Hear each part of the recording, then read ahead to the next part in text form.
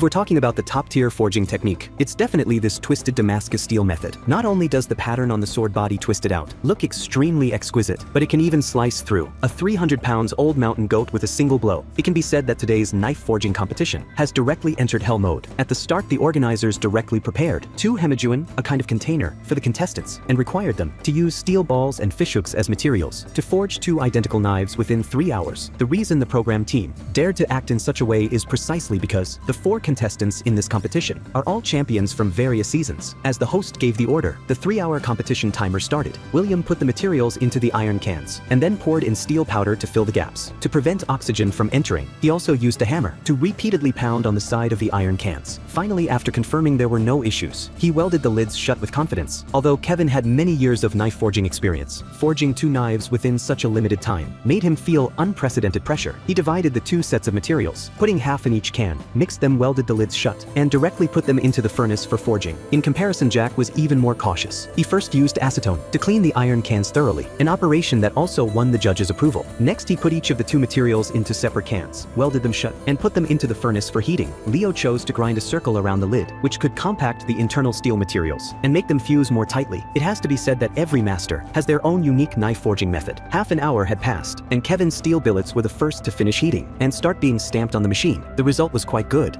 After simple processing, his second steel billet also came out of the furnace. From the color of Jack's iron cans, it was not hard to tell that the temperature was higher, and the stamping effect was also better. Soon his second steel billet had also finished heating. William's first steel billet also had a very good stamping effect, but when he was about to stamp the second one, he found that the stamping machine was being used by someone else. The 4 contestants needed to stamp a total of 8 steel billets, but there were only 2 stamping machines. Waiting would indeed waste a lot of time, so William decided to skip this step and directly use a power hammer to stretch and lengthen the billet. But after a few hammer blows, the steel billet was directly pressed into a pancake shape. To ensure that the internal materials had fused perfectly, William used a cutting machine to cut off the side for inspection. Fortunately, the result was good, which made him breathe a sigh of relief. He then continued heating and prepared to forge the knife shape, but unexpectedly after heating, William's other steel billet was directly pressed by the power hammer into a shape that had no resemblance to a knife at all. It looked like a piece of scrap iron that had been stepped on flat. This time he was completely panicked.